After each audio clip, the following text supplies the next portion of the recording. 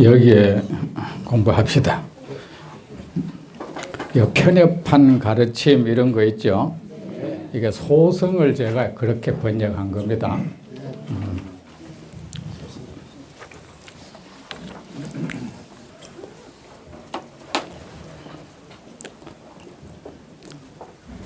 편협한 수행자, 이거 전부 소승을 그렇게 말한 겁니다.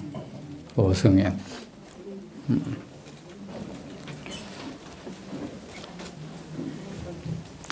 소승, 대승을 우리가 이해를 잘 해야 됩니다.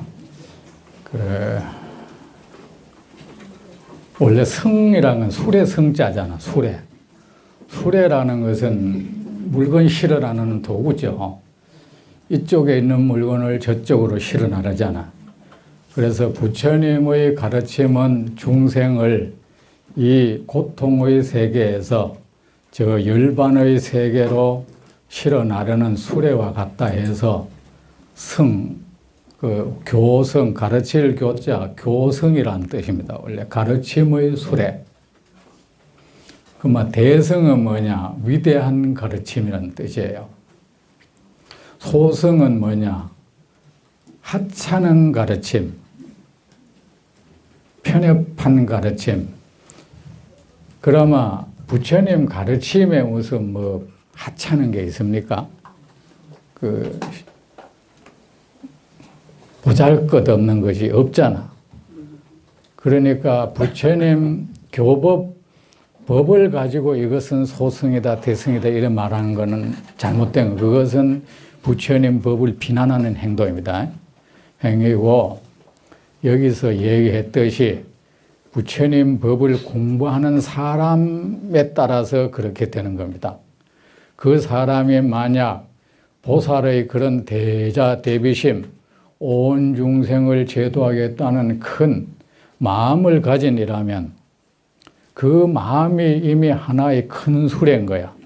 그래 그 사람이 어떤 부처님 법을 공부할 때 그 부처님 법이 대승이 되는 겁니다. 그리고 그게 아니고 그 편협한 자기 이기심, 그래 이거를 보잘것없고 하찮은 거잖아요. 세상에 별 이익도 줄 수 없는 거. 그러니까 그런 마음으로 어떤 법을 공부했을 때 그것은 그 사람이 공부하는 부처님 법은 전부 소승이 되어버리는 거예요. 근데 우리가 자꾸 부처님 경을 두고 이건 대승경정이다, 소승경, 이거는 크게 잘못된 겁니다. 교리를 가지고 이것은 소승교리다, 대승교리, 이건 있을 수 없습니다. 모든 부처님의 교법은 대승입니다. 일체 중생을 구제하기 위해서 설하신 겁니다. 그래 그것은 위대한 가르침인 겁니다. 하찮은 건 하나도 없습니다. 아셨죠? 네. 그래 그런 것도 잘 알고 그런 말을 쓰도록. 그러면 내가 어떤 법을 공부할 때 그것이 소승이 안 되도록 노력하세요. 똑같은 풀도 코끼리가 뜯어 먹으면은 큰 수레를 끌고 갈 수 있는 그 에너지를 만들죠. 똑같은 풀도 그냥 메뚜기가 뜯어 먹으면은 어떻게 되죠? 근데 그 풀이 원래부터 그런 풀은 아니었죠. 똑같은 음식도 성인이 먹으면 성인 음식이 되는 것이고 도둑이 먹으면 도둑 음식이 되죠. 공부합시다. 그러니까 여러분 사람을 가르친다는 게 얼마나 위험한 일인지를, 얼마나 조심해야 되는 일인지를, 자칫 잘못하면 오히려 사람의 그릇을 작게 만들어버리고 그르칠 수 있다는 사실을 명심해야겠죠. 그리고 내 스스로가 사람을 가르칠 수 있는 그런 사람이 되기 위한 노력을 먼저 해야겠죠. 그리고 사람을 가르칠 때는 그 사람이 허물이 내 눈에 들어올 때는 그 사람 가르치면 안 돼요. 그래서 못마땅한 마음, 불만, 미움이 내 마음에 딱 자리를 잡고 있을 때는 가르치는 그 사람 스스로가 가르칠 수 있는 조건이 안 돼 있는 사람이에요. 내 가슴 속에서 정말 그 사람이 뛰놀 수 있는 가슴이 되었을 때, 내 가슴이.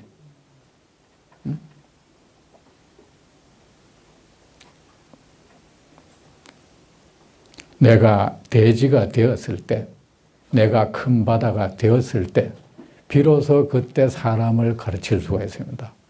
그렇게 가르칠 때는 정말 이익이 있습니다. 그 사람에게. 크나큰 이익이 있을 겁니다. 부처님께서 가전연에게 이르셨습니다. 그대가 유마일에게 가서 문병을 하게나. 가전연은 원래 부처님 이웃 나라에 있는 이산도 왕족, 왕족 출신인데, 왜 부처님 처음 태어나셨을 때 부처님이 나중에 출가해서 부처가 되어서 만 중생을 제도하는 사람이 될 것이다. 이렇게 예언한 분이 있죠. 누굽니까? 아시타 선인이라고, 그죠? 그 선인의 외조카야, 이 사람이. 가전연이. 근데 이 사람은 어때서 출가를 하게 됐나 하면, 국왕이 부처님을 청에다가 공양도 올리고, 또 왕궁에서 법문을 듣기 위해서 그 궁중에는 사람이 많잖아요. 왕을, 자기 자신을 비롯해서 자기 권속, 온갖 대신도 있을 것이고, 그죠? 관리들. 그래서 궁전에 있는 모든 사람들과 함께 부처님께 공양하고 그 가르침을 듣기 위해서 부처님을 초청하기로 하고, 이 가전연, 이 가전연에게 이 사람도 왕족 출신인 거야.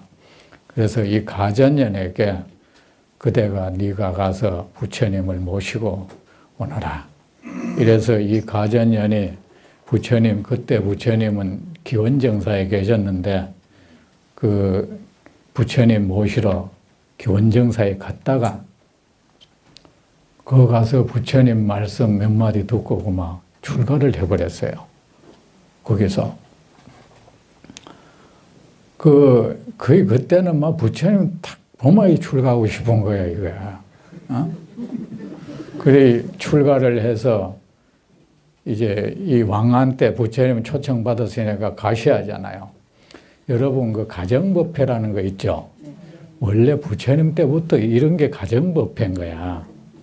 원래 부처님 자신도 그랬고, 모든 이 부처님 제자 비구들은 단월이 법문을 청하면 가도록 되어 있어. 의무예요.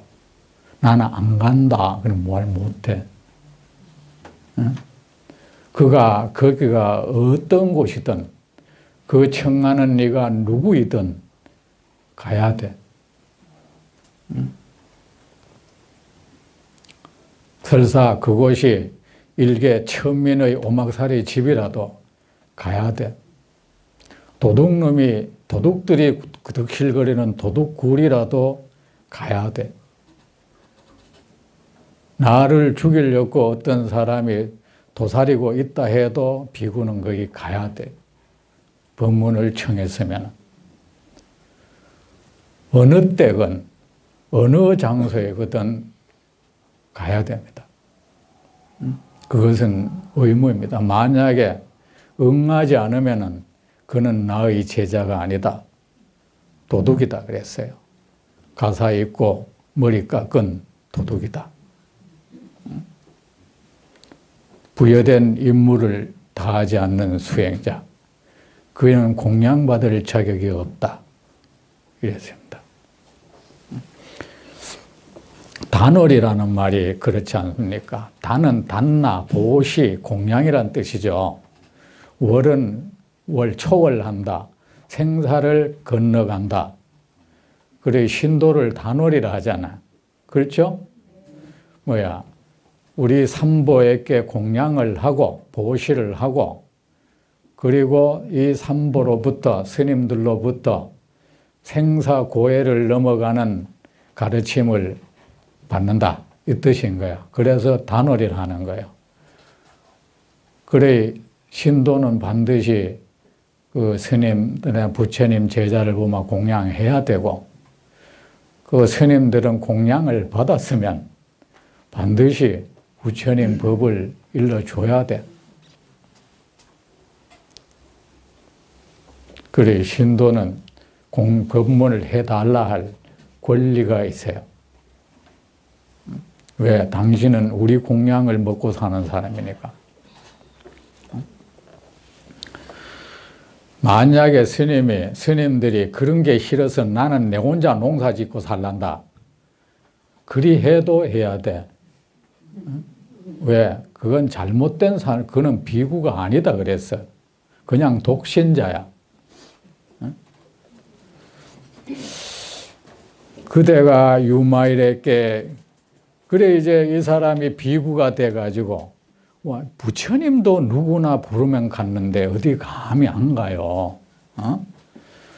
거기 가면 뭐 내 권위가 무너질 것이다. 그런 권위라면 참 그런 권위다, 그죠? 근데 갔다고 무너질 권위라면 말이야. 그 부처님도 그때 가셨는데 심지어는 한 어린 나이 몇 명이 모여서 부처님 법문해 주세요 해도 부처님 가셨어요. 그런 분이에요. 지금 잘못됐죠. 스님은 있고 너희들이 와라. 그래야 이제 권위가 선다 이거야. 원래는 그렇지 않았어. 부처님이 돌아다녔어. 비구들도 돌아다녔어. 안거를 마치면은 비구들한테 부처님이 꼭 하신 말씀이 있습니다. 비구들이여 떠나라. 나의 법을 전하러 떠나라. 중생이 있는 곳으로 떠나라. 가되 짝을 지어 다니지 말라. 혼자서 가라. 왜? 여러 명 가면 효율성이 떨어지는 거야. 각각 흩어져서 전부 법을 전하라는 겁니다. 응?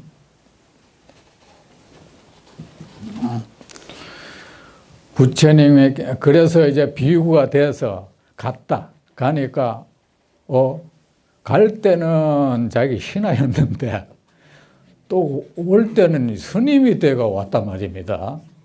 그때는 며칠 걸렸겠죠, 그죠? 그 왕이 떡 보고 의아해하니까 대왕이시여 저는 이제 사문이 되었습니다.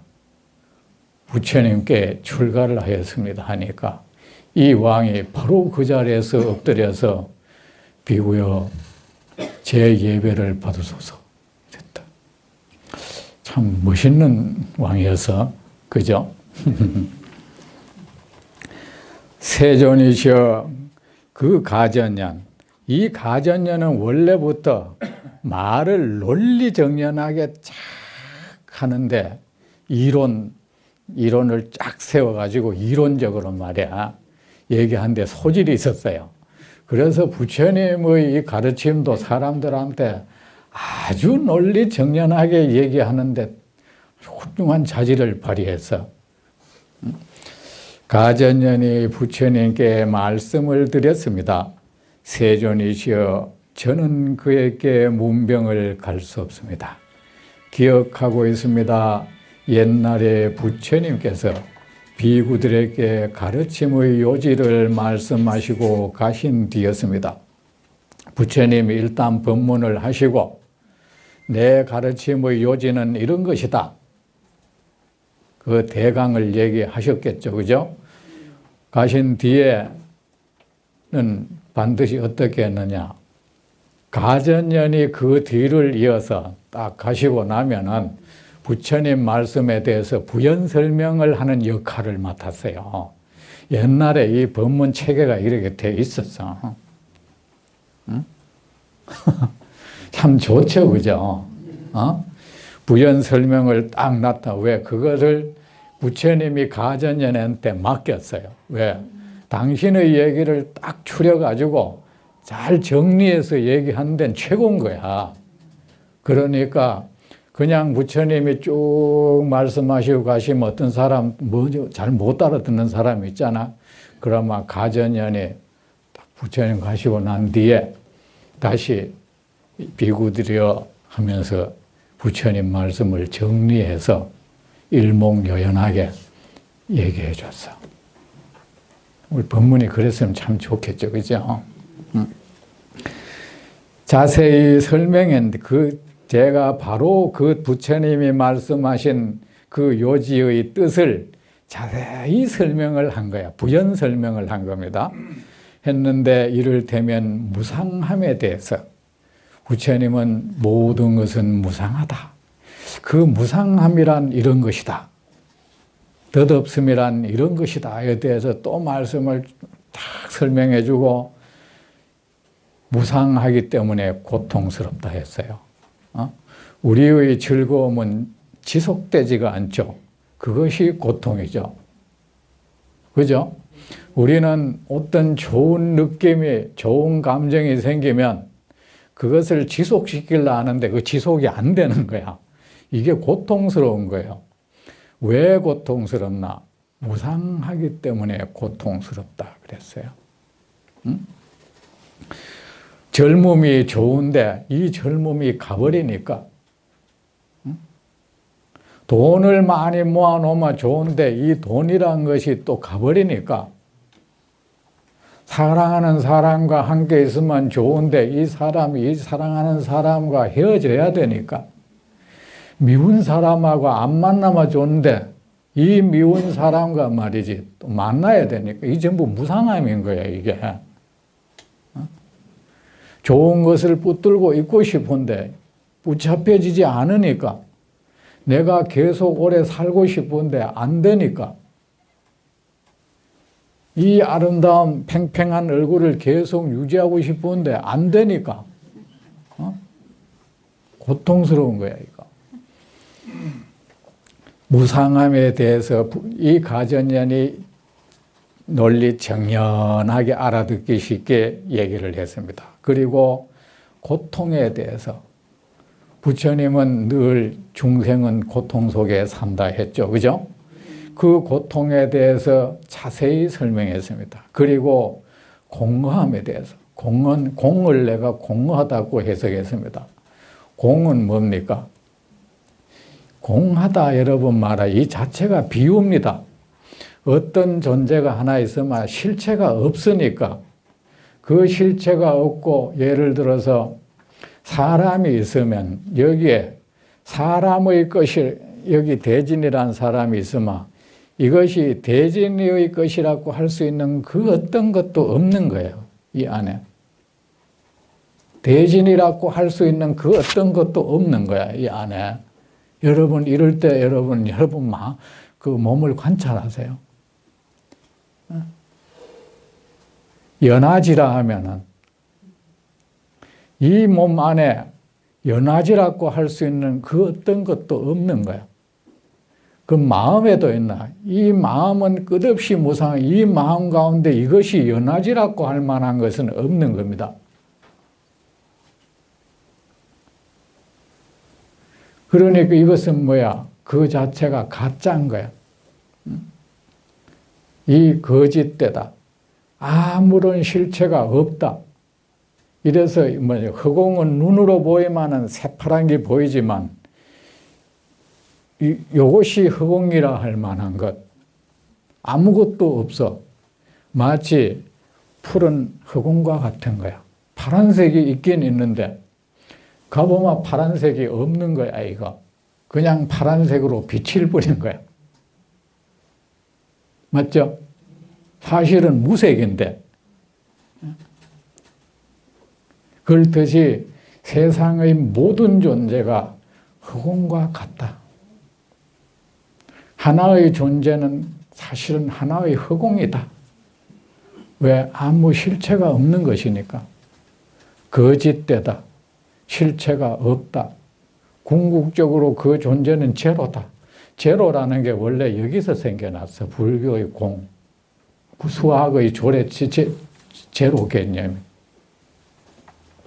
그래, 허공처럼 텅 비었다. 이 소리입니다. 공하, 모든 존재는 공허하다. 공하다. 원래 공이란 명사가 아니고 수로입니다. 아셨죠? 수로입니다. 명사가 아닙니다. 공하다. 모든 것은 허공과 같다. 거짓되다. 아무 실체가 없다. 텅 비어 있다. 이 소리입니다. 공허, 뭐 하다 이 뜻입니다. 공허함, 실체가 없음. 실체가 없으니까 공한 거야. 그 다음 고요함. 아무런 실체가 없으니까 고요한 거야. 생겨나고 소멸한 것이 고요하지 못한 것이잖아.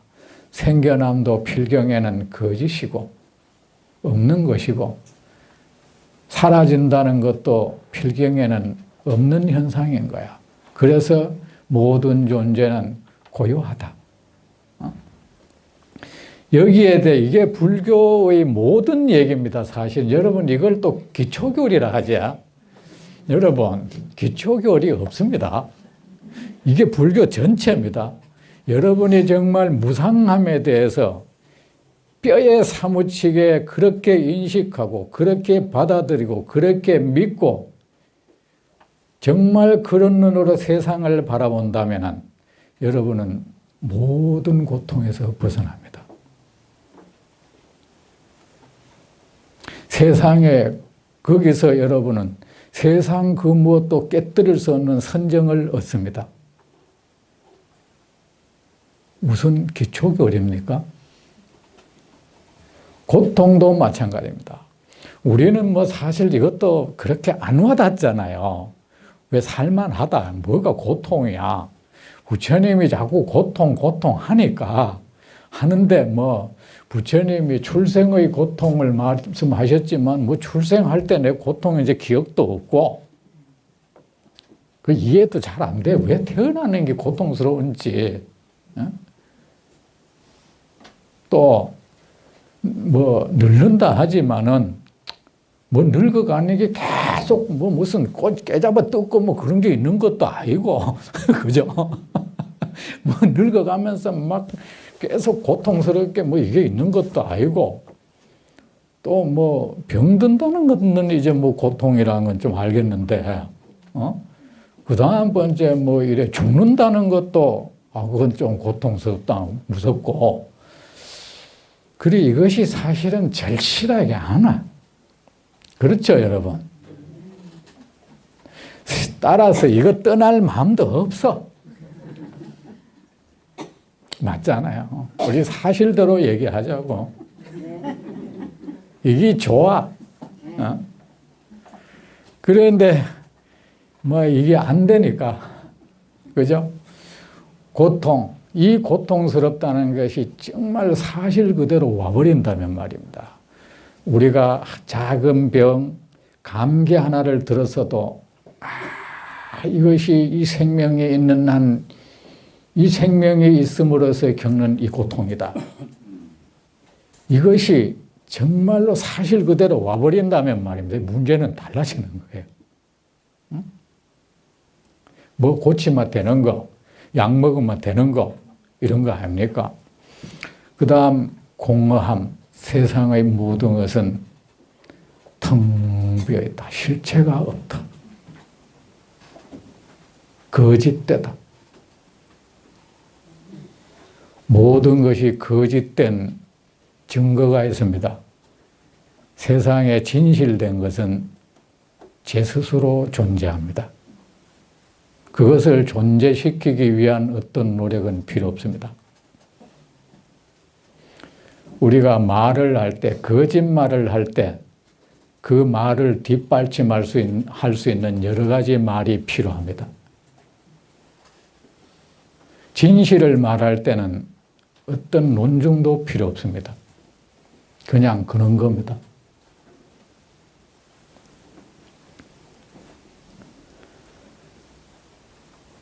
세상 모든 것은 거짓되다.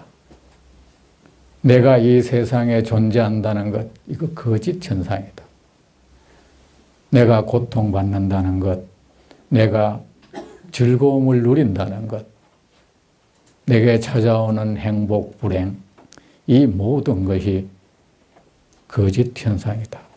이것을 정말 사실 그대로 그렇게 받아들이고 그렇게 바라본다면 그냥 그것을 정말 무상하다는 것, 이거는 고통이라는 이 사실, 모든 것은 거짓되다는 것, 환영 같다는 것, 이 사실을 사실 그대로 그렇다고 그렇게 보아버리고 그렇게 받아들이는 것을 실상관이라고 해요.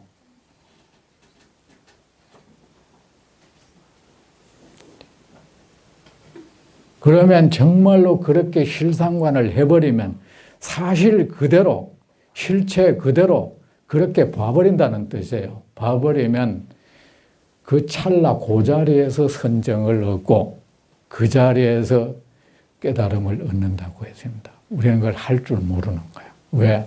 이 세상에 대한 미련 때문에. 그렇게 보기도 싫어. 그 보기 싫은 마음으로 화두도 하고 간화선도 하고 여기 떠나기 싫은 마음으로 참선도 하고, 응? 사실 그렇잖아. 응? 공허함, 실체가 없음, 고요함, 여기에 대한 정멸이라는 말을 고요함으로 표현했습니다. 이렇게 이거에 대한 것을 쫙 설명을 해서 하니까 그때였습니다. 유마일이 저에게 와서 말을 했습니다. 가전녀님, 거짓된 경계에 따라 생기고 없어지는 마음으로, 여러분, 우리의 마음은 이 거짓된 경계를 따라 다니고 있죠. 그죠? 그 경계에 따라 그 경계가 사라지면 또 그 생각이 없다가 다른 경계가 오면 또 그 생각이 일어나고, 이것을 망상심이라, 이것을 생사심, 생멸심이라 하는 겁니다. 근데 우리 마음이 따라다니는 그 경계가 전부 거짓되잖아요. 진실되지도 않은 것, 사실은 존재하지도 않는 것, 환영 같은 것, 더덥기 그지없는 것, 거짓되기 이를 데 없는 것, 그것을 따라 생기고 없어지는 이 마음, 이걸 망상심이라는 거예요.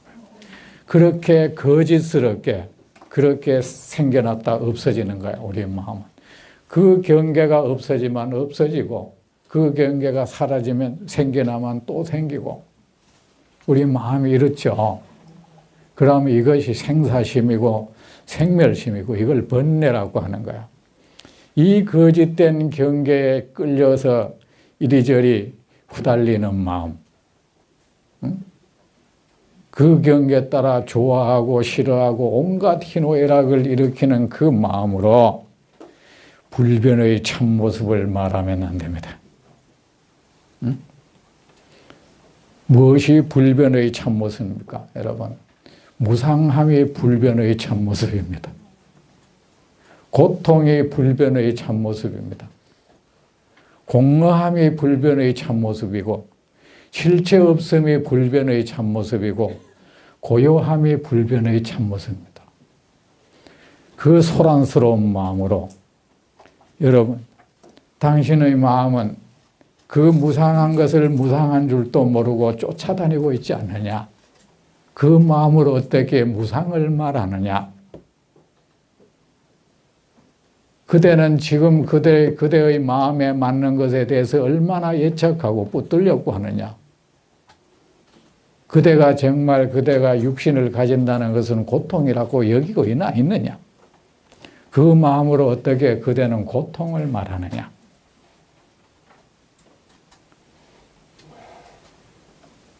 고요하지도 않는 마음을 어떻게 고요를 말하느냐? 그대가 고요에 대해서 알고 있느냐? 참, 이 유마일하고 내가 같이 안 태어나서 좋겠어. 여기 또 와서 막 큰일 날 뻔했어요. 그러면 이 앞에 관계자 외 출입 금지요. 딱 써보지 나는. 가전연님, 없어지는 마음으로 불변의 참된 그 도리 진리를 말하지 마십시오. 그러니까 당신의 말은 거짓말이다. 그 거짓말은 어떤 중생도 교화할 수가 없다. 그대 내면 살림살이도 아니지 않느냐. 그거는 남의 말이다. 남의 말을 꼬아서 하고 있지 않느냐. 참 준엄하다, 그죠? 응? 여러분, 우리도 여러분은 절에 다니면서 무상하다, 고통, 공, 실체, 고요함에 대해서 수없이 얘기 들었죠. 그래도 여러분은 집착도 없어지지 않고 정말 이 세상을 여기서 벗어나야겠다. 이 생각 들지 않고 마음이 고요해지지도 않죠. 왜 그렇겠습니까? 여러분 탓이 아니고 여러분에게 그 말을 해주는 사람이 그런 사람이 아니거든. 그 사람이 거짓을 말하고 있었거든.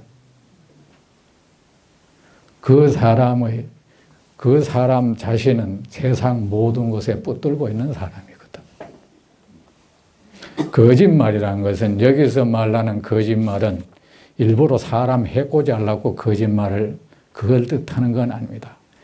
자신의 삶이 아닌 걸 얘기하는 겁니다. 자신의 삶의 호흡이 안 되고 아닌 것, 자신 삶의 맥박도 아니고 체온도 아닌 것을 말했기 때문이야. 그렇기 때문에 듣는 사람에게 공명이 일어나지 않아. 기껏해야 저 스님 법문 잘하는구나 이런 정도밖에 안 일어나요. 여러분 나한테 그런 마음이 일어나죠. 왜? 내가 이런 거야. 이렇게. 난 집착이 있거든. 난 죽는 게 싫고 오래 살고 싶어.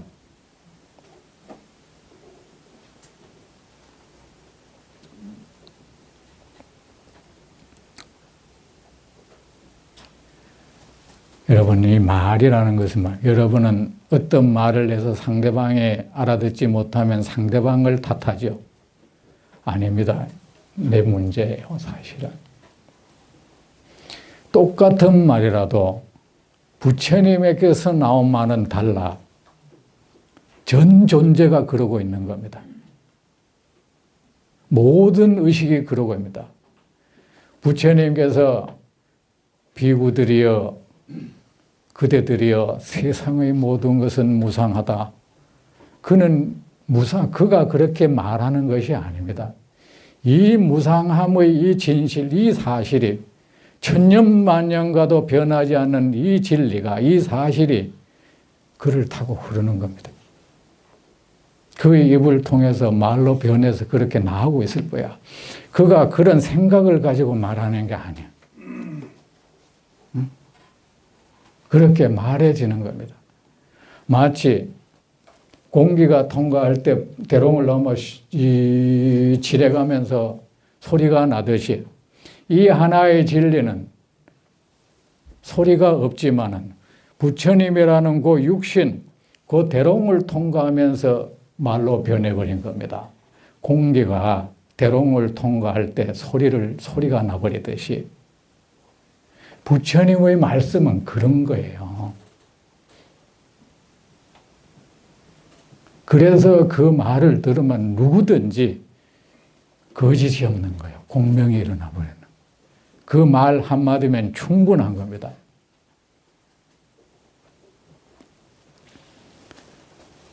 없어지는 마음으로 불변의 참모습을 말하면 안 됩니다. 가전연님, 모든 존재는 생겨남도 없고, 그래 우리는 자꾸 듣는 사람을 탓하는 것은 크게 잘못된 겁니다. 교사가 설명을 함에 있어서도 학생이 못 알아들으면 교사의 책임이에요. 학생 나무라 한다면 그 사람은 교사 자격이 없어. 아무리 머리가 우둔한 사람이라도 알아들을 수 있는 설명을 자기가 못한 거야. 저 사람 머리 나쁘네. 교사 자격 없어. 부처님의 말씀은 초목도 알아들었습니다. 3살 난 어린 나이도 알아들었습니다. 전응아도 알아들었고 저 축생도 알아듣고 다 알아들었습니다. 그래서 저는 이 법문하면은 내가 책임을 진다는 마음을 가지고 있어요. 여러분이 만약에 여기가 분위기가 산만하다면 내가 집중을 못 시킨 것이다. 이 가운데 어떤 네가 존다면 내가 졸게 한 것이다. 제가 이해를 못했다면 내가 이해할 수 없게 말을 했다. 저는 저 모든 책임을 제가 집니다. 가전녀님, 모든 존재는 생겨남도 없고, 그런데 유마거사가 이런 말을 할 땐 이미 생겨남이 없는 거야. 진짜 없는 거야. 생겨남이 없는 거기에 머물고 있는 거야. 사라짐도 없습니다. 이것이 무상함의 뜻입니다. 그 무엇이 있는데 그것이 변한다는 뜻이 아니고 무상하다고 할 만한 아무것도 없다. 사실은. 그래 부처님께서 무상하다고 말씀하신 것도 이 현상계에 집착하지 말라고 말씀하셨을 뿐이다. 사실은 무상하다고, 이것은 무상하다고 말할 이것이라는 것이 사실은 없다. 그것이 무상함의 뜻입니다. 마음과 몸은 거짓되어 일어난 바가 없습니다. 애초부터 태어났다는 것도 거짓 현상이고, 그래서 이것이 고통의 뜻입니다. 고통이라고 하죠. 고통은 무엇이 겪는 겁니까? 몸이 겪고 마음이 겪죠. 그런데 그 고통은 느낌이죠. 그 느끼는 몸과 마음은 원래 존재하지도 않는 것입니다.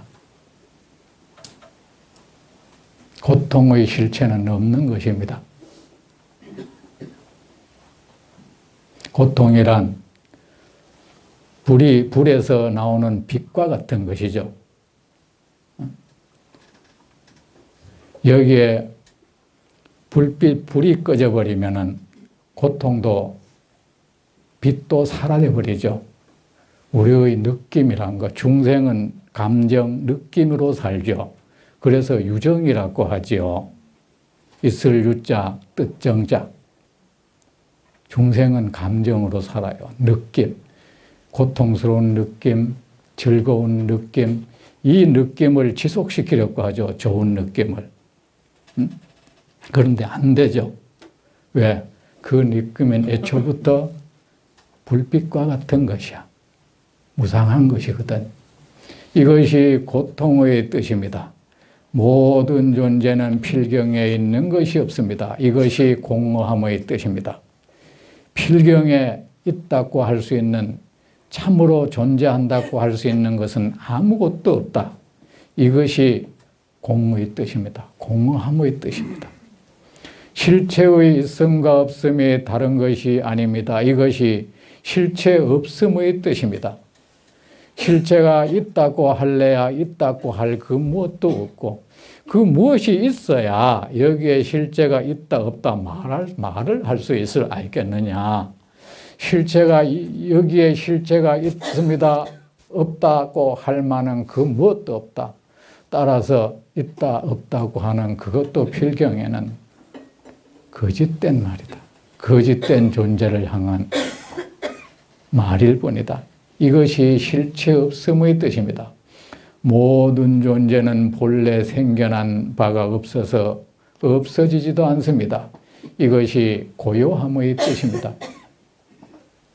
원래부터 생겨나고 없어진다는 것, 그 자체가 있는 사실이 아니다. 거짓 현상이다. 우리의 몸도 고요하고 우리의 마음도 고요합니다. 유마일의 이 말을 듣고 비구들의 마음이 속박에서 벗어났습니다. 그러므로 저는 그에게 문병을 갈 수 없습니다. 근데 이 유마일의 요 짧은 말 듣고 비구들은 속박에서 벗어났답니다. 해탈을 얻었답니다. 난 이거 벌써 몇 달을 얘기해도 안 된다. 이거 여러분의 탓이 아닙니다. 제가 못 벗어났거든. 못 벗어난 자가 벗어남에 대한 말을 하고 있는 거야.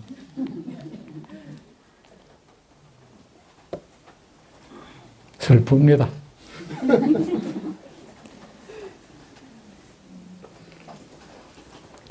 부처님께서 아나율에게 이르셨습니다. 그대가 유마일에게 문병을 가게나. 아나율은 부처님 사촌 동생이, 이 사람도 사촌 동생인데, 부처님 때는 당시에는 석가족은 그 누구든지 그 집 남자 형제가 2명 이상이 되면은 반드시 그 중에 1명 이상 출가를 해야 돼. 2명이 있을 때는 그 중에 1명이 해야 되고, 3명이 있을 때는 뭐 1명이나 2명이 해도 되고, 그랬습니다. 요새 대강 꼭 징병제도처럼 그랬던 것 같아요. 그게 아마 그 부처님 정반왕이 당신 아들 스님 되니까 그 요새 대감은 이 정치적으로 상당히 문제가 될 수 있는 제도여서 자기 아들 스님 됐다고 말이지. 그런 제도 만든다야. 근데 그래서 부처님의 그 제자 가운데 부처님의 친족들이 참 많아요. 예를 들어서 부처님 제자 중에 난다라고, 이 사람은 부처님 이복 동생이야. 이복 동생이고, 또 제바달다 있죠. 제바달다하고 아나는 또 형제인데, 이 사람은 이제 백반왕이라고 또 정반왕의 동생 그 아들이고, 그 다음 이제 발제라는 비구는 또 감노반왕이라고, 또 그분도 또 그 부처님 숙부의 작은 아버지 아들이고, 이 아나율도 역시 그래요. 아나율에게는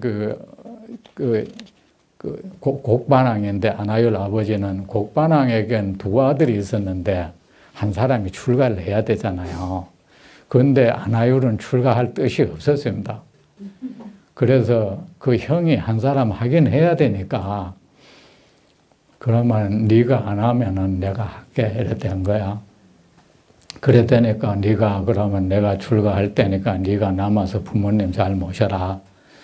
그래 자기가 형이 출가하려니까 하는 수 없이 그러면 내가 출가할게. 그래서 출가를 하게 됐어. 그래 뭐 별 마음에도 없는 출가를 의무적으로 했잖아요. 그러니까 무슨 뭐 공부에 흥미 있겠습니까? 그래 늘 농땡이를 부려. 늘 자고, 뭐 법문 시간에도 이래 자고, 지루하니까 일부러도 잠 청하고, 어떨 때는 부처님 법문 한창 하고 있는데 코 골고 자고 말이지. 그래가지고 어떤 잠꼬대까지 하고 막 이랬어. 그래서 그 대중의 다른 스님들이 좀 이 빈축도 사고, 그랬는데, 그러다가 부처님이 한 번은 아나율이 나 좀 보자. 따로 불러가지고, 아나율아, 여기에 갈림길이 있다고 하면은, 한 길로 가면은, 한 길은 죽음의 길이고, 한쪽 길이 삶의 길이라면, 너는 어느 쪽으로 갈래? 하니까, 난 당연히 사는 곳으로 가야죠. 아나율아, 게으름은 죽음의 길이고 부지런함은 삶의 길이다. 만약 네가 죄를 지어서 국왕 앞에 가서 재판을 받는다 치자. 네 말 한마디 잘못하면은 네가 죽임을 당한다면 너는 거기서 좋을 수 있겠느냐? 정신을 바짝 차리지 않겠느냐? 하니까 그럼 저는 정신을 바짝 차릴 겁니다. 우리에게는 언제나 찰나찰나가 삶과 죽음의 갈림길에 우리는 있다. 지금 이 순간도 어떤 사람이 너를 향해서 너를 죽이기 위해서 창검을 들고 달려온다면 너는 졸 수가 있겠느냐? 졸 수 없습니다. 죽음이 찰나의 시간도 멈추지 않고 우리를 향해 오고 있다. 아무도 그 발걸음을, 그 사신의 발걸음을 멈추게 할 수 없다.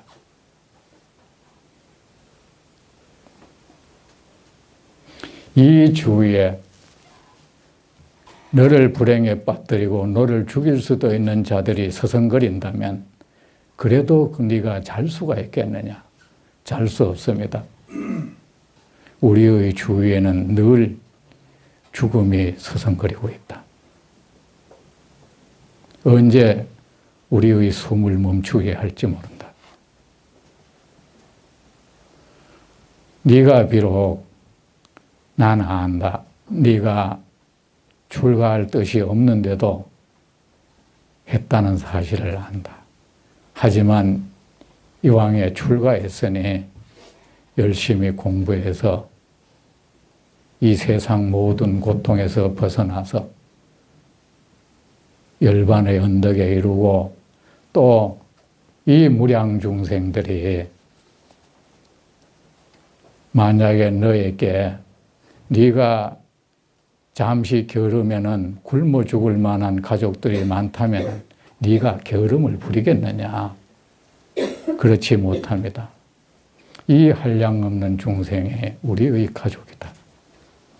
우리 동포가 우리가 그들의 행복에 이바지해야 된다. 그들을 빨리 모든 고통의 이 바다에서 벗어나게 해줘야 된다. 그렇게 하자. 그래. 알겠습니다. 그러더만 그때부터 정신을 바짝 차리고 공부를 하기 시작하는 겁니다.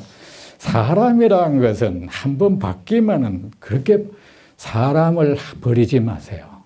그 사람이 지금 어떤 나쁜 짓을 하고 있다 해도 사람 버리지 마세요. 도둑이 언제 변해서 성인이 될지 모릅니다. 살인마가 언제 무수 사람을 살리는 사람이 될 수도 있습니다.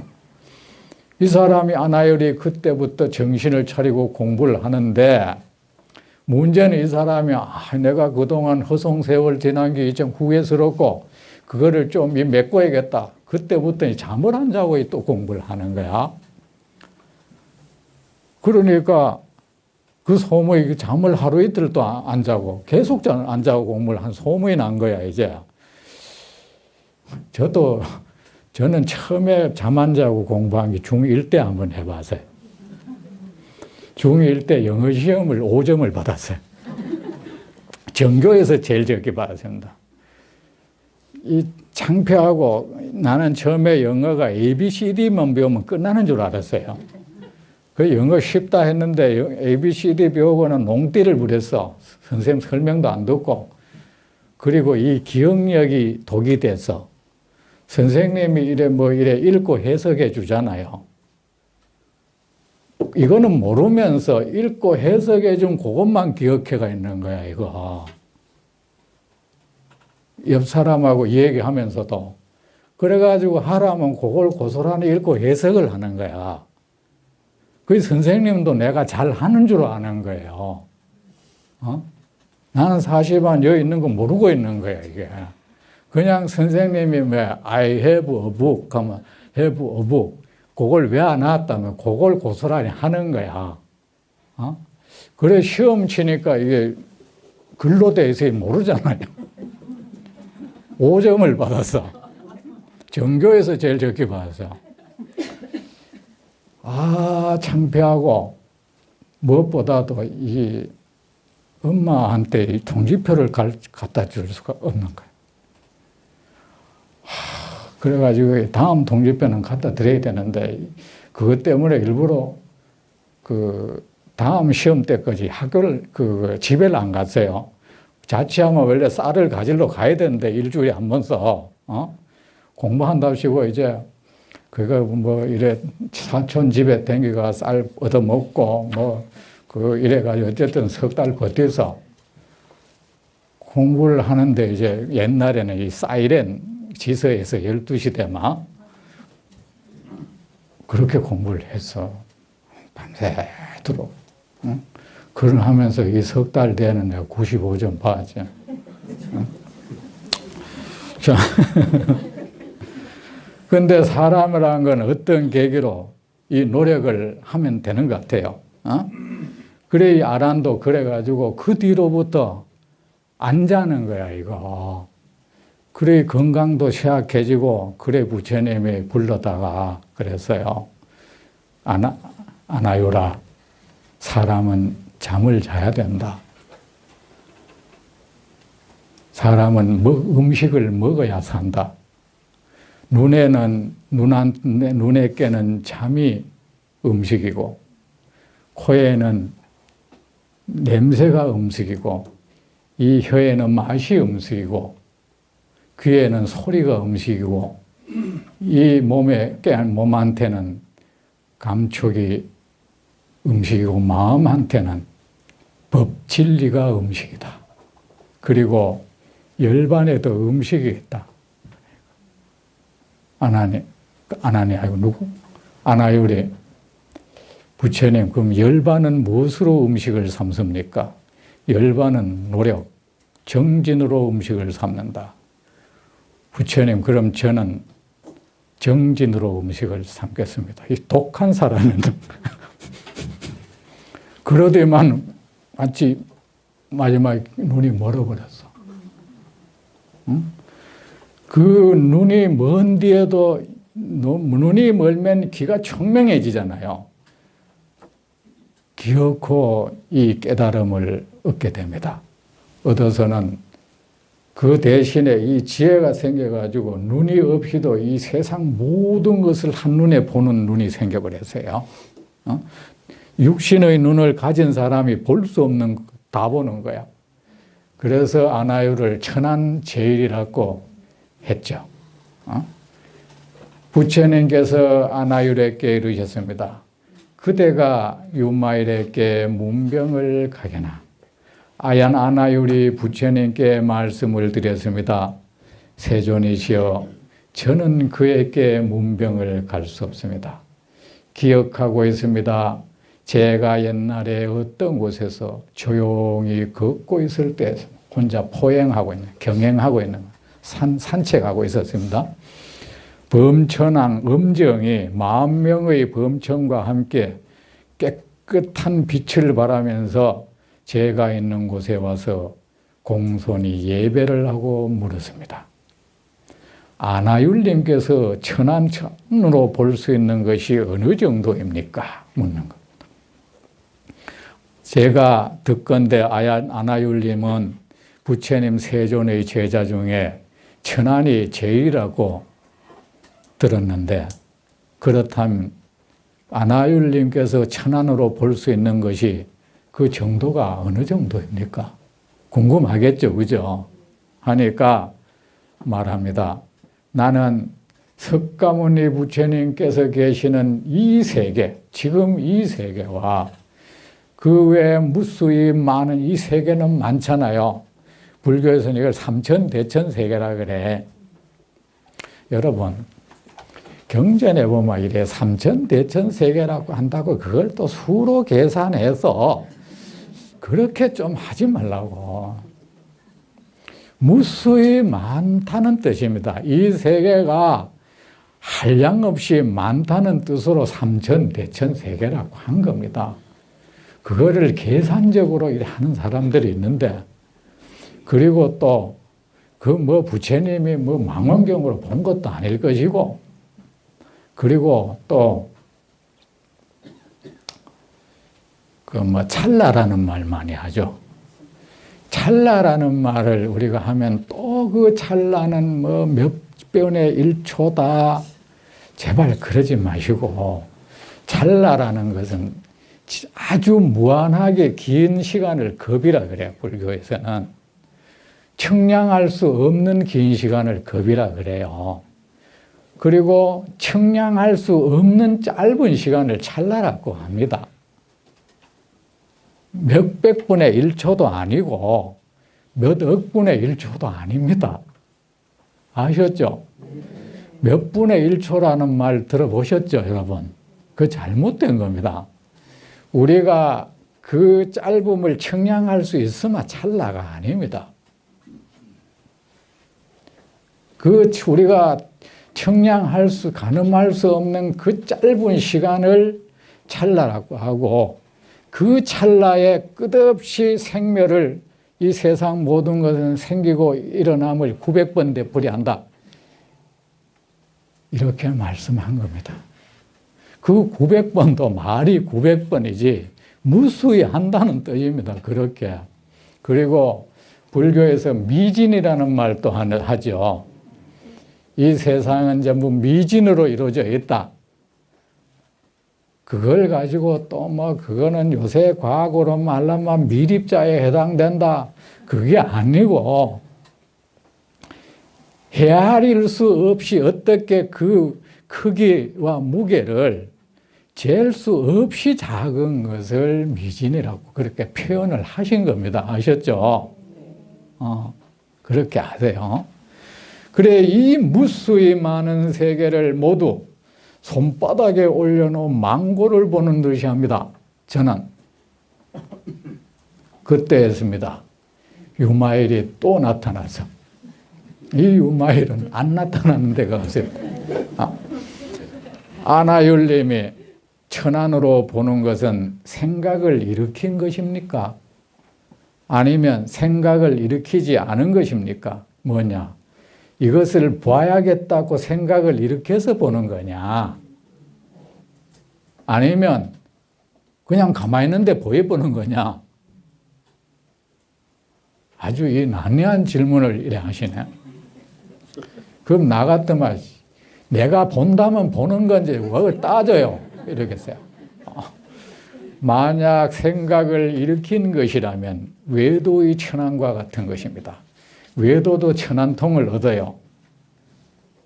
만약에 그대가 내가 무엇을 봐야겠다 이런 마음으로 본다면 그건 외도가 얻은 천안하고 똑같은 거다.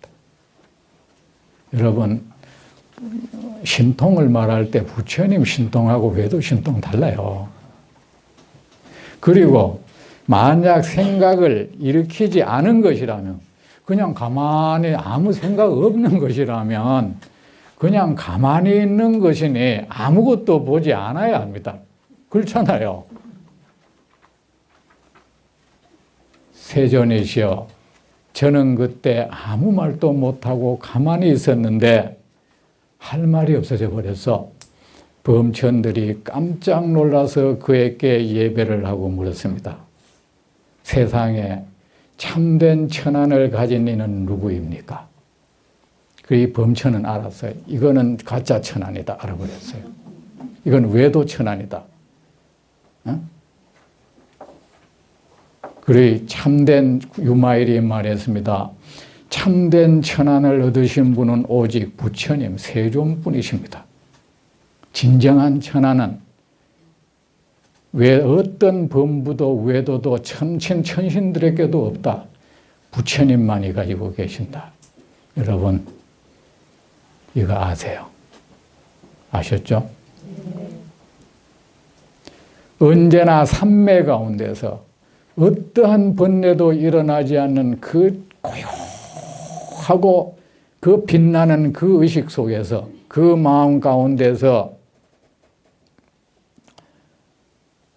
모든 부처님의 세계를 보시어 마음이 지극히 평온합니다. 모든 집착, 모든 욕망, 모든 갈등, 모든 소란이 잠잠 그 평온하게 이를 때 더할 나위 없이 평온하고 그 빛나는 마음으로 세상을 바라봅니다. 그 빛나는 마음에 이 비치는 모든 세상은 부처님 세상입니다. 마치 아름다운 빛으로 세상을 비추면 그 세상이 아름답게 빛나듯이 세상 모든 중생이 부처님으로 보입니다. 그것이 부처님의 천안입니다. 여러분, 천안이란 단지 속에 있는 걸 아는 것이 아니고 이 존재의 아름다움을 볼 줄 아는 눈입니다. 이 존재의 존엄함을 보는 눈입니다. 그게 천안은 범부나 외도가 볼 수 없는 눈입니다. 범부 외도는 세상을 아름답게 볼 수 있는 눈이 없습니다. 그들의 눈에는 이 세상은 모두 허물투성이고 고쳐야 할 것들로 가득합니다.